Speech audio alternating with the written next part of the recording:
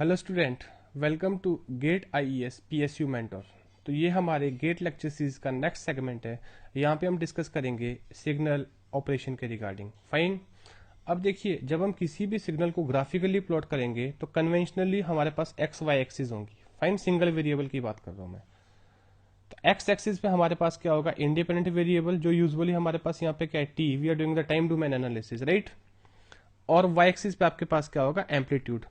तो x axis वाला variable आपके पास क्या है? Independent variable. ये जो टी है इसमें कौन सा वेरिएबल है? भी इंडिपेंडेंट वेरिएबल है। Fine, you all know this. अब इंडिपेंडेंट वेरिएबल जो ऑपरेशन है they include what? Time shifting. Time shifting can result in to advance delay, time scaling, expansion और कंप्रेशन, टाइम रिवर्सल। मतलब अगर आपको बोला जाए कि सिग्नल का टाइम शिफ्टेड वर्जन निकालो, एडवांस वर्जन, डिले वर्जन निकालो, तो हम देखेंगे वो कैसे आएगा। वो इंडिपेंडेंट वेरिएबल पे ऑपरेशन लगाने से आएगा, राइट। सिमिलरली अगर मैं इसी की एनालॉजी में बात करूं डिपेंडेंट वेरिएबल ऑपरेशन के ऊपर, सबसे पहला रिलेशन हमारे पास आता है very important, scaling in amplitude. Second is adding of constant offset, आप कोई कांस्टेंट वैल्यू ऐड कर रहे हो सिग्नल में। Third is addition of two signal, how we will add two signal. Fourth is multiplication of two signal, then integration of signal, then differentiation of signal. तो ये आपके पास सारे डिपेंडेंट वेरिएबल ऑपरेशन आ जाएंगे। Fine. और इस पूरे course में ध्यान रखना, यहाँ पे इंडिपेंडेंट वेरिएबल ऑपरेशन जो है हमेशा जरूरी नहीं कि टाइम के ऊपर ही बात करें। ये जितने भी ऑपरेशन हम यहाँ पे इंडिपेंडेंट वेरिएबल के लिए स्टडी करेंगे, these are as well applicable जब आपका इंडिपेंडेंट वेरिएबल फ्रिक्वेंसी होगा या कोई स्पेस कोऑर्डिनेट होगा। फाइन। तो अभी हमारा जो इंडिपेंडेंट वेरिएबल है वो टाइम है, तो उसके रेफरेंस में हम ये स्टडी कर रहे हैं। Hopefully you got this point.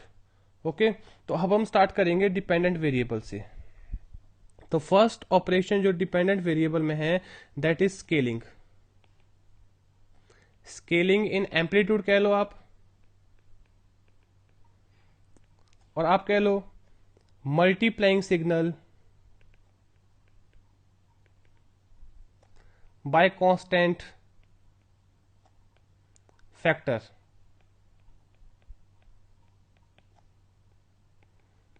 Is the same process. Fine. Now see, now देखो, आपको खाली ये नहीं सीखना है कि स्केलिंग इन एम्पलीट्यूड का मीनिंग क्या है। देखो प्रैक्टिकली ये कहाँ अक्कर होता है। मैंने आपके सामने कुछ सिचुएशन ले लिए भी। फाइन। और आपने अपनी इंजीनियरिंग ग्रेजुएशन में आप कोर्स में आपको बार बार देखा है इनको। फाइन। ये आपके पास एम्पलीफायर का सिंबल है भी, तो गेन ऑफ एम्पलीफायर कितना दे रखा आपके पास? ए। और यहां कितना दे रखा गेन आपके पास? -1। फाइन। और ये आपके पास एक रेजिस्टेंस है जिसके क्रॉस करंट मैंने कैसे मॉडल करा? एक्स टी, और वोल्टेज वाई टी। तो applying Ohm's law, Y T किसके इक्विवेलेंट आएगा? अभी X T multiplied by R. Fine. तो अब आपने बोला कि scaling in amplitude means multiplying signal by some constant factor. अगर मैं किसी सिग्नल को किसी कांस्टेंट फैक्टर से मल्टीप्लाई कर रहा हूं तो ये जीटी है। अभी एम्पलीफायर से जा रहा है तो आउटपुट क्या होगा? Gain of the amplifier multiplied by this G T. तो आपके पास Y of T, output of amplifier कितना आएगा? A G T. तो जो इनपुट सिग्नल था जीटी था, इनपुट फंक्शन था, वो आपने किससे मल्टीप्लाई कर दी? सम कांस्टेंट फैक्टर ए। तो जो आउटपुट आ रहा है एम्पलीफायर का वो कहीं ना कहीं क्या आ रहा है? बताइए, स्केल्ड आ रहा है। अब स्केलिंग इन एम्पलीट्यूड हो रहा है कि नहीं हो रहा है? और ये हमेशा क्या होगा? Greater than 1। एम्पलीफायर का गेन हमेशा क्या होगा? ग्रेटर देन 1 होगा। इसका मतलब कौन सी स्केलिंग होगी? Up scaling. हाँ जी, कौन सी स्केलिंग होगी? Up scaling. ये मैंने लिखा है कि कांस्टेंट मल्टीप्लाइंग फैक्टर जो हमारा ए है यहाँ पे, अगर ये ग्रेटर देन 1 होगा तो उसको हम अप स्केलिंग बोलेंगे, और अगर आपका ये 0 और 1 के बीच में होगा उसको क्या बोलेंगे? डाउन स्केलिंग बोलेंगे। अप स्केलिंग मींस ये जो इनपुट सिग्नल में जो वैल्यूज है उनको क्या करेगा? इंक्रीज करेगा, अप करेगा। डाउन स्केल का मतलब आप अगर किसी फैक्टर को ऐसी क्वांटिटी से मल्टीप्लाई करें जो 0 और 1 के बीच में, तो रिजल्टिंग नंबर क्या आएगा? पहले से लेसर आएगा, तो क्या करेगा? उसको डाउन स्केल करेगा। Fine.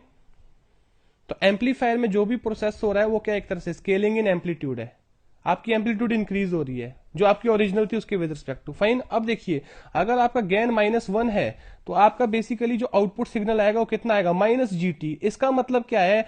Jin value of time के लिए GT पॉजिटिव था तो आउटपुट में वाई टी क्या हो जाएगा? उनके लिए नेगेटिव हो जाएगा। और जिन वैल्यू ऑफ टाइम के लिए जीटी आपके पास क्या था? बताइए, नेगेटिव था, वाई ऑफ टी क्या हो जाएगा? पॉजिटिव हो जाएगा। मैं ग्राफिकली भी शो करूंगा आपको। तो इसका मतलब इसको हम कहीं ना कहीं ये बोल देते हैं, इसको हम एम्पलीट्यूड रिवर्सल बोल दें। हाँ जी, क्या बोल दें? एम्पलीट्यूड रिवर्सल बोल देते हैं।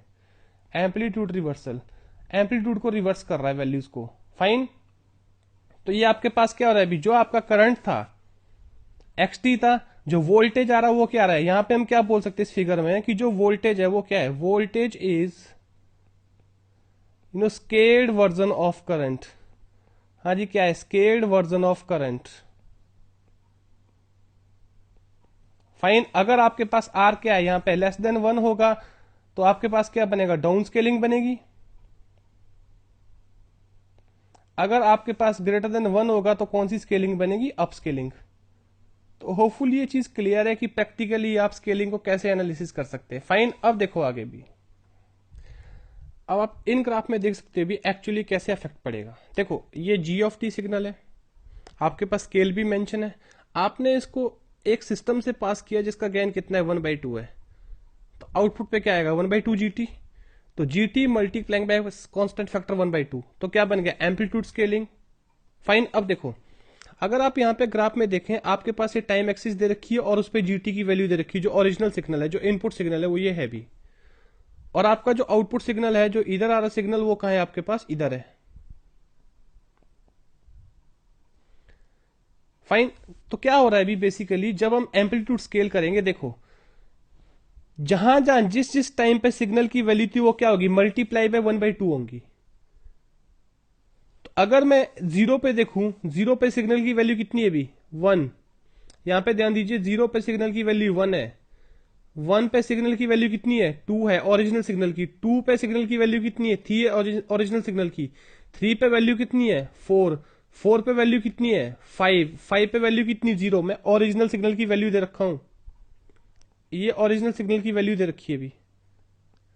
तो जब मैं आउटपुट पे जो सिग्नल आ रहा है, ये सिग्नल, इसका ग्राफ बनाऊंगा, तो मैंने क्या बताया, जो जी ऑफ टी ओरिजिनल सिग्नल की वैल्यू थी, मैग्नीट्यूड वैल्यू थी, ये थी।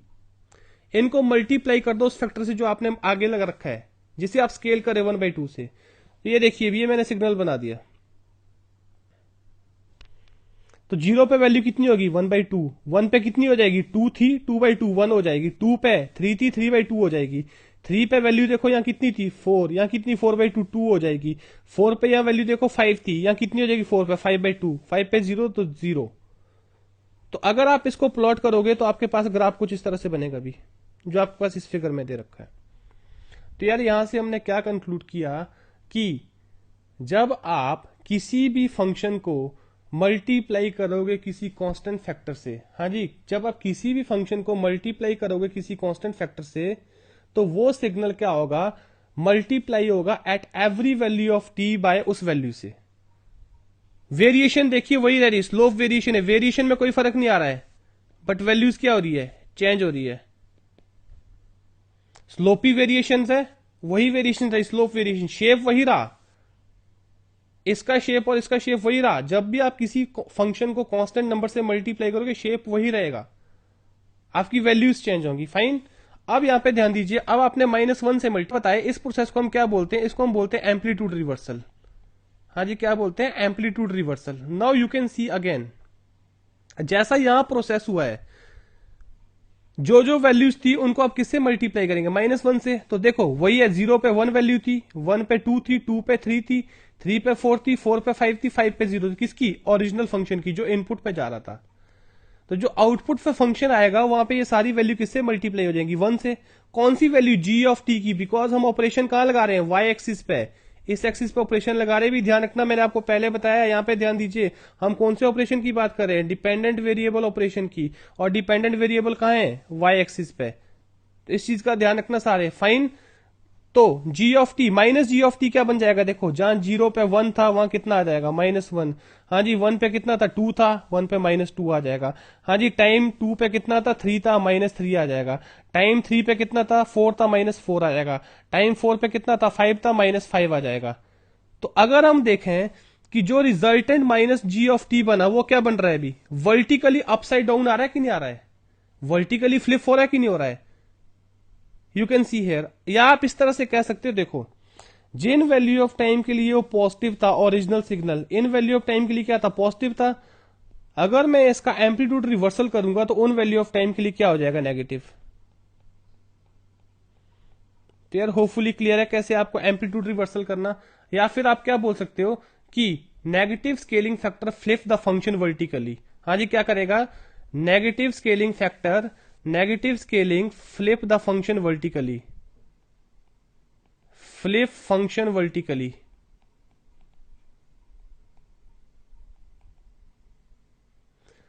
होपफुली क्लियर है सभी को।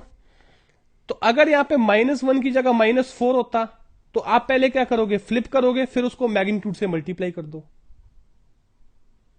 तो यार ये आपके पास आगे किसके केस भी, स्केलिंग इन एम्पलीट्यूड और you can say multiplying signal by constant factor. Hopefully ये चीज क्लियर है आप सभी को, राइट। तो सिंपली आपने क्या करना, जब भी आप किसी को एम्पलीट्यूड स्केल करोगे तो जो ओरिजिनल सिग्नल है उसका हर एक वैल्यू ऑफ टाइम पे जो वैल्यू उसको मल्टीप्लाई कर दो उस कांस्टेंट से डायरेक्टली, शेप वही रहेगा आपका। फाइन। अगला हमारा ऑपरेशन क्या है भी, addition of some constant offset. Fine. आपने इंजीनियरिंग में बार बार देखा है भी, जब आपने एनालॉग इलेक्ट्रॉनिक्स को स्टडी करा होगा, खासकर इलेक्ट्रॉनिक्स वाले स्टूडेंट ने, some time you need DC तो you add DC value. Some time आपके पास एसी सिग्नल के साथ डीसी है बट आपको प्योरली एसी चाहिए होगा, तो आप डीसी को क्या कर देते हो, रिमूव कर देते हो। अल्टीमेटली उन दोनों प्रोसेस में आप क्या कर रहे हो, you are adding either some constant value और सब्ट्रैक्टिंग सम कांस्टेंट वैल्यू। तो वही यहां पे काम कर रहे हैं। लेटस से मेरे पास न्यू सिग्नल है भी G of T. G of T मैंने एक सिग्नल बनाया जो मेरे पास कैसे बना, X of T original signal था, उसमें मैंने प्लस एक ऑफसेट ऐड कर दिया ए। तो सिंपल प्रोसेस है। Suppose he is asking you value of G of 0, तो क्या करिएगा, एक्स ऑफ 0 पे वैल्यू निकालो प्लस ए कर दीजिएगा। He ask you ji of 1, तो आप क्या करिए, कॉरस्पॉन्डिंग एक्स की वैल्यू उसी इंस्टेंट पे निकालो प्लस ए कर दो। मतलब एक तरह से ये कह सकते हैं हम, हर एक टाइम इंस्टेंट पे आपने क्या करना है, वो कांस्टेंट ऑफसेट ऐड करना है, डिपेंडिंग कि वो पॉजिटिव है कि नेगेटिव है। फाइन। कैसे, देखो you can see B this is your original signal और ये आपने ऑफसेट ऐड कर दिया अभी। अगर वो ऑफसेट पॉजिटिव है तो इसका जो मैक्सिमम वैल्यू है और जो मिनिमम वैल्यू था वो क्या होंगे भी, मैक्सिमम वैल्यू तो और इंक्रीज होगा, ऐड हो जाएगा, और जो मिनिमम वैल्यू है वो देखो ये नेगेटिव था, नेगेटिव से कहां शिफ्ट हो गया अभी, पॉजिटिव में, क्योंकि वो अमाउंट सब्ट्रैक्ट हो जाएगा उसमें से। फाइन। सिमिलरली यहां पे भी आपने ऑफसेट ऐड कर दिया, बट अब वो ऑफसेट का वैल्यू आपके पास क्या है, नेगेटिव है। इसका मतलब ये एक तरह से प्रोसेस आपके पास क्या है, सब्ट्रैक्टिंग डीसी, और ये आपके पास प्रोसेस क्या है अभी, एडिंग डीसी। आप एक कांस्टेंट वैल्यू ऐड कर रहे हो और यहां आप कांस्टेंट वैल्यू क्या कर रहे हो, सब्ट्रैक्ट कर रहे हो। तो यहां पे अगर ये नेगेटिव है तो जो मैक्सिमम वैल्यू यहां पे था वो क्या हो जाएगा, कम हो जाएगा, और नेगेटिव में क्या जाएगा, और ज्यादा जाएगा। तो जो भी आपके पास जितने भी इंस्टेंट है यार, आपके पास जितने भी कंटिन्यूस टाइम इंस्टेंट आ रहे हैं, आपने सभी पॉइंट पे वो ऑफसेट ऐड करना है। जब भी आपको ऑफसेट ऐड होता है तो आपने हर एक पॉइंट पे उसका इफेक्ट लेना है, हर एक पॉइंट पे प्रेजेंट है, बिकॉज वो constant value it is present for all value of time. Fine. तो होपफुल ये चीज क्लियर है। अब देखो भी एग्जामिनर क्वेश्चन कैसे बनाएगा आपको। ये आपके पास एक्स ऑफ टी गिवन है और आपको बोलता है कि आपको ये ड्रॉ करना है, आपको एक नया फंक्शन बनाना है, g1t is equal to 1.5xt-1।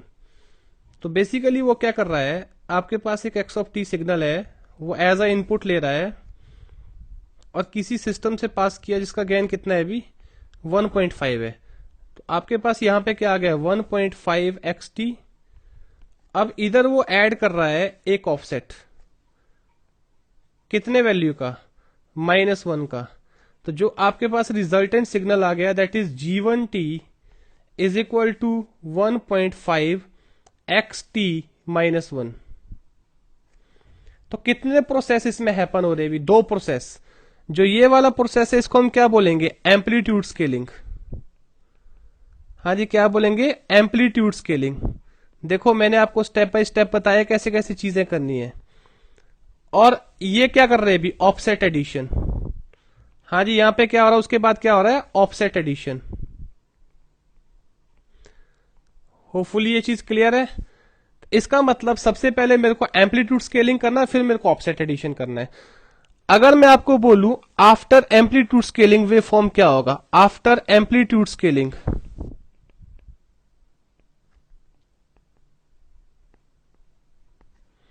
तो आफ्टर एम्पलीट्यूड स्केलिंग वे फॉर्म क्या होगा भी, जो भी इस फंक्शन में जिस भी टाइम पे कोई भी वैल्यू है उसको किससे मल्टीप्लाई कर देंगे, 1.5 से। मैंने आपको बताया जब आप किसी भी सिग्नल को कोई कांस्टेंट फैक्टर से मल्टीप्लाई कर देते हैं तो उसकी जिस भी टाइम पे जो भी वैल्यू है आप उसको किससे मल्टीप्लाई कर दो, उस कांस्टेंट फैक्टर से। फाइन। तो वेव फॉर्म कुछ ऐसा बनेगा, देखो कुछ ऐसा वेव फॉर्म बनेगा भी। क्या होगा कि जब हम किसी सिग्नल को किसी कांस्टेंट वैल्यू से मल्टीप्लाई करेंगे, एक्स ऑफ टी को कांस्टेंट वैल्यू से मल्टीप्लाई करें, कितने कांस्टेंट से, 1.5 से, तो जो ऑल इस सिग्नल में जो भी एम्पलीट्यूड होंगी वो किससे स्केल्ड हो जाएगी, 1.5 से। फाइन। तो यहां पे ध्यान दीजिए 1 पे कितना वैल्यू था, 1, तो 1 पे वैल्यू कितना आएगा, 1.5। हाँ जी, 3 और 4 के बीच वैल्यू कितना था, -1, कितना आएगा, -1.5। इस चीज को ध्यान में रखिएगा। फाइन। अब ये मुझे मिल गया है 1.5xt, मुझे यहां मिल गया। अभी मेरा पर्पस सॉल्व नहीं हुआ है, बट मुझे ये अचीव करना है अभी। अब इसमें क्या करना पड़ेगा, ऑफसेट एडिशन। तो ऑफसेट एडिशन कितने का हो रहा है बताओ, -1 का। तो आफ्टर ऑफसेट एडिशन जो वेव फॉर्म आएगा वो क्या होगा, फाइनल वेव फॉर्म, या फिर हम इसको क्या बोलते हैं, फाइनल वेव फॉर्म।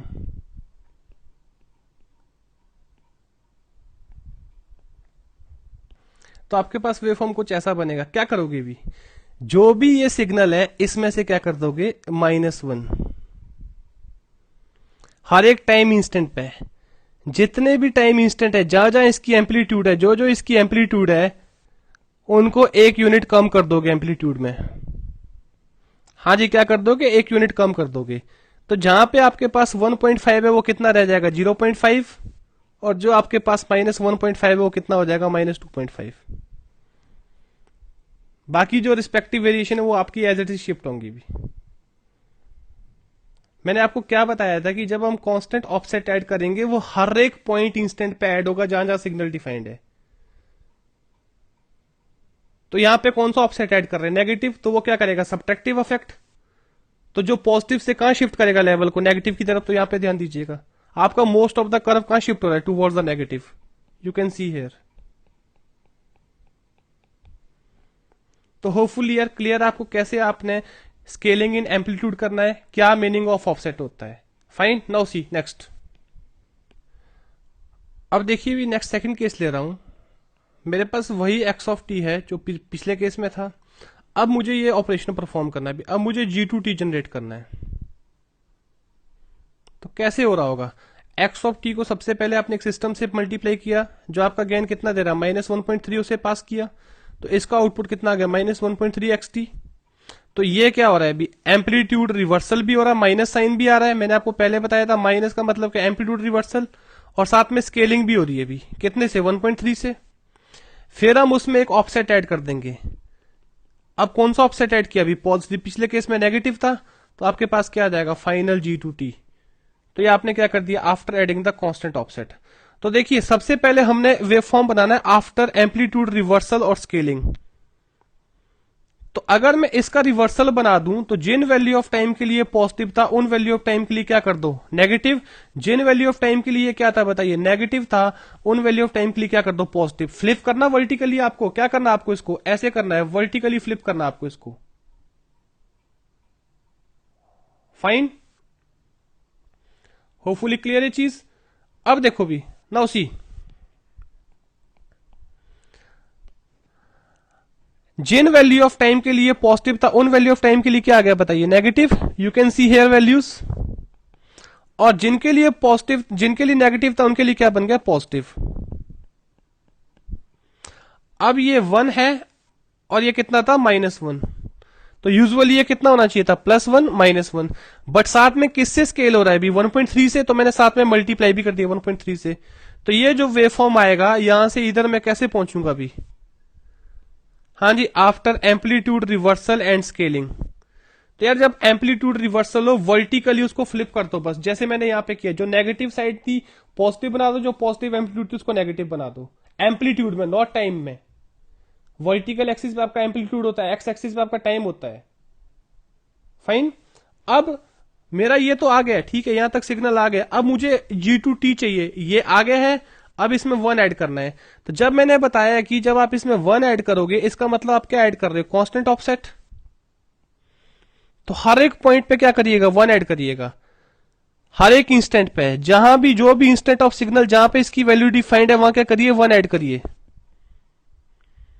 तो 5 के बाद ये कितना, 0 है, तो 5 के बाद ये कांस्टेंट कितना हो जाएगा, 1 हो जाएगा। ये 0 है यहां पे, तो ये वैल्यू भी कितनी होगी, 1 होगी। अब 1 पे ये वैल्यू -1.3 है, तो 1 पे कितना होगा, भी इसमें 1 ऐड करो, -0.3। 3 से 4 के बीच में कितना है, 1.3 है, 3 से 4 के बीच में कितना होगा, 2.3।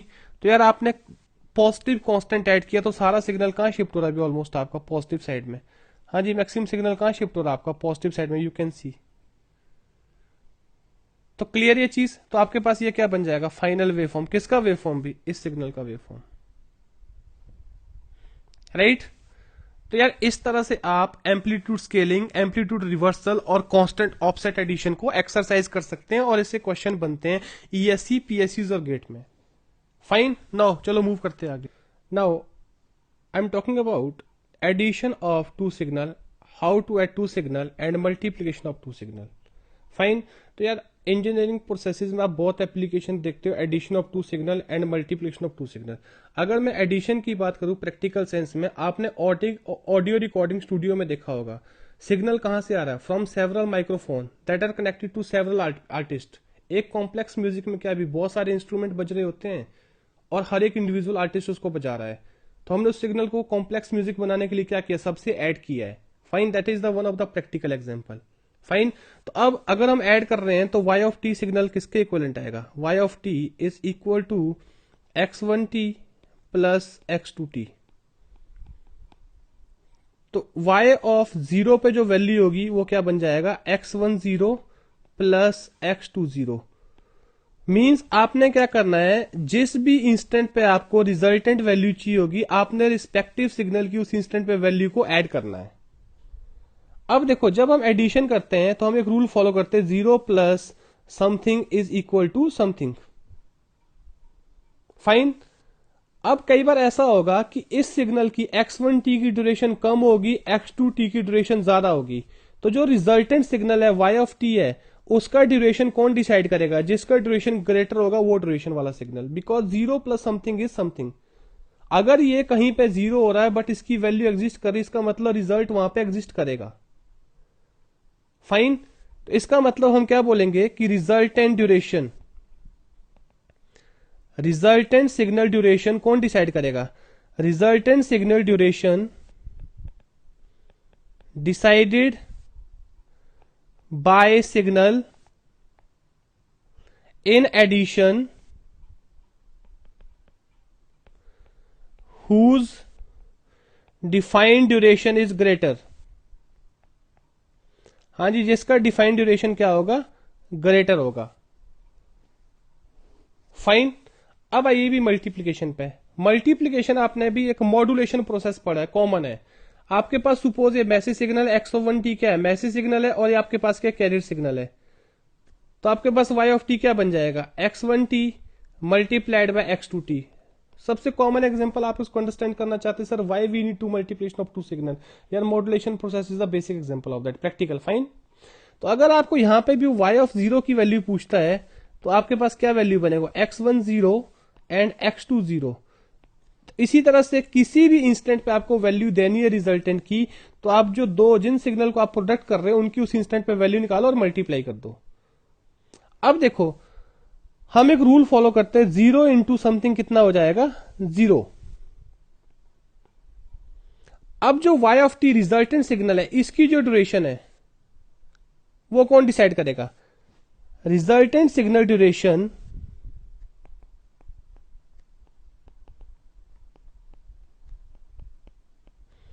is defined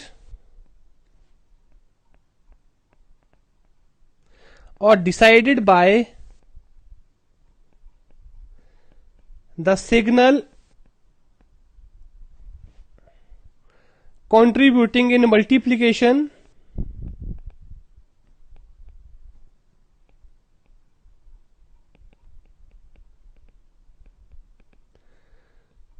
which is non-zero for less duration। हाँ जी, जो लेस ड्यूरेशन के लिए नॉन जीरो है। फाइन, कैसे अभी मैं आपको एग्जांपल लूंगा आगे।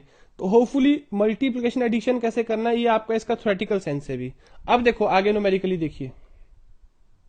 अब लेटस से ये मेरे पास दो सिग्नल है भी। फाइन, तो पहले मैं इनका फंक्शनलिटी लिख लेता हूं।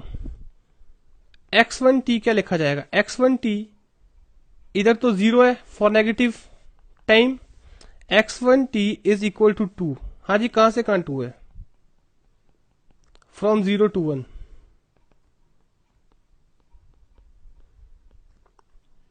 भाई यहां डिसकंटिन्यूटी है, ध्यान रखना इन चीज का, ठीक है, मैंने यूनिट स्टेप में डिस्कस किया था।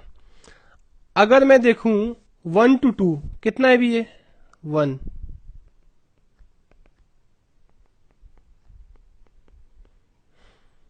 और अगर हम 2 से 3 देखें कितना है -1।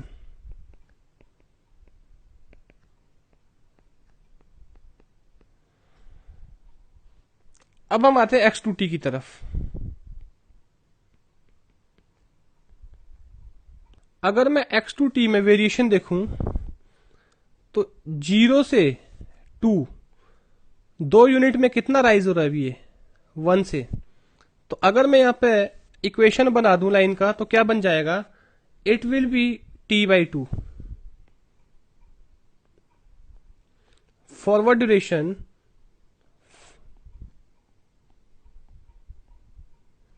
फाइन 0 से 2 दो यूनिट में कितना राइज कर रहा है अभी, इट इज राइजिंग 1 यूनिट।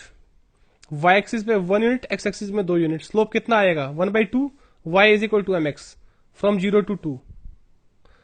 अब 2 से 3 देखते हैं, तो मुझे इस लाइन का इक्वेशन बनाना है अभी। तो क्या बनेगा इक्वेशन, तो मेरे पास ये लाइन बन रही है अभी कुछ, y minus y1 is equal to m into X minus x1, hope you know this. और स्लोप कैसे निकालते, m is equal to y2 minus y1 upon x2 minus x1, right. तो स्लोप निकाली, स्लोप कितना बनेगा इसका, तो the slope will be -2 and substitute it here. तो आपके पास क्या बन जाएगा बताइए, y माइनस y1 कितना है 1, this coordinate is x1 y1 is equal to -2, x axis पे क्या है भी t minus t1 how much 2।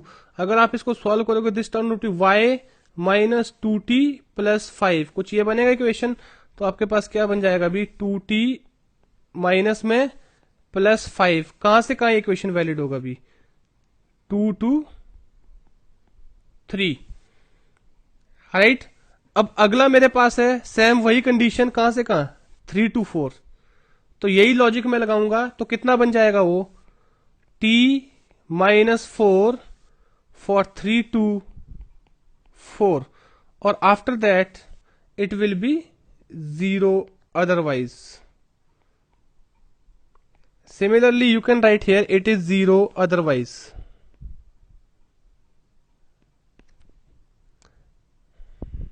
जैसा आपने इसके लिए ऑपरेशन लगाया वैसा ही आप इसके लिए ऑपरेशन लगाओगे तो आपके पास ये इक्वेशन बनेगा भी। तो होपफुली क्लियर है सभी को, नाउ सी। अब लेटस से सबसे पहले हम ऑपरेशन परफॉर्म करते हैं।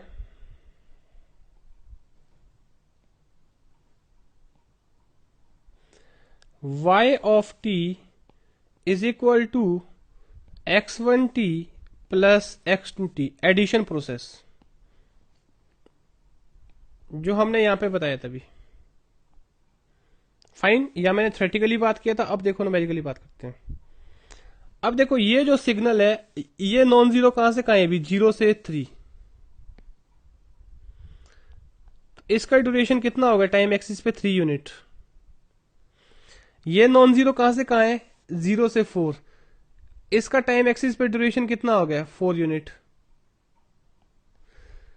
तो अगर मैं दोनों को ऐड करूंगा तो जो रिजल्टेंट एडिशन आएगा वो कहां से कहां आएगा 4 यूनिट, 0 से 4 के बीच आएगा वो। मैंने आपको पहले बताया कि जब हम दो सिग्नल को ऐड करेंगे जो रिजल्टेंट सिग्नल होगा उसका ड्यूरेशन कौन डिसाइड करेगा, जो एडिशन में क्या होगा, जो ग्रेटर के लिए डिफाइंड होगा। किसके लिए होगा, ग्रेटर के लिए होगा। ग्रेटर ड्यूरेशन के लिए यहां कौन सा डिफाइंड है, ये वाला डिफाइंड, तो उसके आगे भी 0 है बट नॉन जीरो आप बोल सकते हो यहां पे। फाइन,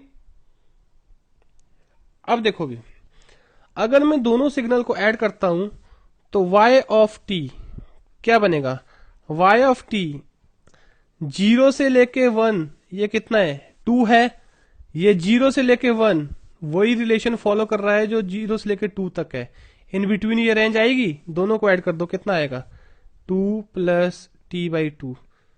तो इसका मतलब ये कहां से कहां आएगा भी रेंज 0 से 1 के बीच में, कहां से कहां 0 से 1 के बीच में। फाइन, अब अगर मैं 1 से 2 के बीच में चलूं, 1 से 2 के बीच में ये कितना हो रहा है, ये 1 है और ये आपके पास यही रहेगा, तो क्या आएगा 1 प्लस टी बाई 2 फॉरवर्ड 1 से टी 2 के बीच में। फाइन, अब 2 से 3 के बीच में चलूं, ये कितना हो गया -1 और ये 2 से 3 के बीच में कितना है अभी, यू हैव दिस, तो कितना आएगा बताइए, डायरेक्टली लिख दूंगा तो it will turn out to be -2t plus 4, दोनों को ऐड कर रहे हैं हम 2 से 3 के बीच में। अब सिमिलरली लास्ट ड्यूरेशन रहती हुई, अब देखो ये तो 3 के अदरवाइज 0 है, बट ये क्या है 3 से 4 के बीच में नॉन जीरो है, तो इसका मतलब आपको एक और इंटरवल लेना पड़ेगा, कौन सा, इज इक्वल टू t -4 कहां से कहां 3 से t4, कुछ ऐसा बनेगा, और आपके पास क्या आएगा अभी y ऑफ t, इसके बाद क्या हो जाएगा 0 अदरवाइज। होपफुली ये स्टेटमेंट क्लियर है जब आप दो सिग्नल को क्या करोगे ऐड करोगे। राइट, अब इसका ग्राफ कैसे प्लॉट करना है that is homework for you guys, आप बना सकते हो, मैथमेटिक्स यूज होना है, और अगर कोई डाउट आता है you please connect us through Telegram, WhatsApp और यूट्यूब ग्रुप। फाइन, तो हम आपको इसका प्रॉपर आंसर दे देंगे। सिमिलरली अब ये तो मैंने क्या करा अभी, ये मैंने एडिशन करा, अगर मैं मल्टीप्लीकेशन के लिए जाऊं सेम दोनों सिग्नल का, तो क्या बनेगा बताइए, y of t is equal to x1t multiplied by x2t। अब सबसे पहले देख लो भी, जो फाइनल मेरे पास y ऑफ t आ रहा है वो कहां से कहां आ रहा है, 0 से स्टार्ट हो रहा है और कहां तक जा रहा है 4 तक, तो किसका ड्यूरेशन ले रहा है अभी, ग्रेटर वाले का ड्यूरेशन ले रहा है कि नहीं ले रहा है। अब इसी में मल्टीप्लाई करते हुए देखो y ऑफ t, सबसे पहले देखो अब इसको और इसको मल्टीप्लाई करना, ऐड नहीं करना है, तो 0 से 1 ये 2 है और 0 से 1 ये कितना है t बाई 2, तो क्या बन जाएगा t कहां से कहां फॉर 0 t 1। फाइन, अब वापिस आइए भी, 1 से 2 ये 1 है और ये अगेन t बाई 2, कितना रहेगा फिर t बाई 2, कहां से कहां 1 t 2, अगेन वापिस आइए, हाँ जी 2 से 3 ये कितना -1 है और ये कितना है -2t प्लस 5, दोनों को मल्टीप्लाई करो तो रिजल्टेंट कितना आएगा 2t -5, कहां से कहां 2 से 3। अब आइए भी वापस नेक्स्ट, हाँ जी अदरवाइज 3 के बाद ये कितना है 0, 3 के बाद ये कितना है भी 0, you can see here 0, but ये 3 के बाद क्या है भी फाइनाइट है, तो 0 इंटू समथिंग कितना हो जाएगा 0 अदरवाइज, जो मैंने पीछे बताया था अभी आपको। अब देखो जो मेरा मल्टीप्लाई करके सिग्नल आ रहा है वो कहां से कहां लाई कर रहा है अभी 0 से लेके 3 के बीच में, इसकी ड्यूरेशन कहां होगी 0 से 3 के बीच में होगी, तो किसकी ले रहा है अभी स्मॉलर वाले की, हाँ जी किसकी ले रहा है स्मॉलर, इसकी 3 यूनिट ड्यूरेशन थी, इसकी 4 यूनिट ड्यूरेशन थी, तो वही मैंने आपको यहाँ पे बताया था अभी, resultant signal duration is defined और decided by the signal contributing in the multiplication which is non zero for less duration, because 0 into something is 0, अगर दोनों प्रोडक्ट में से एक 0 हो गया तो रिजल्ट कितना हो जाएगा 0 हो जाएगा, तो आपके पास क्या बन जाएगा अभी ये। अगेन इसका graphical plotation you do at your own, आपको होमवर्क है, डाउट है यू कनेक्ट अस, तो इस तरह से आप दो सिग्नल को क्या करोगे भी मल्टीप्लाई करोगे, ऐड करोगे। होपफुली ये कॉन्सेप्ट क्लियर है आपको कैसे मैथमेटिकली करना है। फाइन, देखो अगर आपको ये प्रैक्टिस हो जाएगी तो ग्राफिकली भी हो जाएगा, डायरेक्टली इसको हम ग्राफिकली भी कर सकते हैं, no issue about that. Fine, but पहले मैथमेटिकली प्रैक्टिस कर दीजिएगा, राइट। सो यार सिग्नल सिस्टम हमें कोई भी रिलेशन को, ग्राफ को बनाना है या इक्वेशन को बनाना है, there are so many methods, mathematically आप इनको एक्सप्लॉइट कर सकते हैं, बट हमने इजिएस्ट चूज करना है, राइट। नाउ सी नेक्स्ट, तो ये जितने भी हमारे पास रिलेशंस थे, ये सारे हमारे पास कौन से थे भी, डिपेंडेंट वेरिएबल के ऊपर। हम डिपेंडेंट वेरिएबल दो सिग्नल को ऐड कर रहे थे, मल्टीप्लाई कर रहे थे, उसमें कांस्टेंट एडिशन कर रहे थे, उसको कांस्टेंट फैक्टर से मल्टीप्लाई कर रहे थे, एम्पलीट्यूड रिवर्सल कर रहे थे। तो ये सारे रिलेशन कौन से आए मेरे पास, this all the relations are which one, जो मैंने ओरिजिनली स्टार्टिंग में डिस्कस किए थे, डिपेंडेंट वेरिएबल ऑपरेशन। अब हम किसकी तरफ चलेंगे भी, अब हम चलेंगे इंडिपेंडेंट वेरिएबल ऑपरेशन की तरफ। फाइन।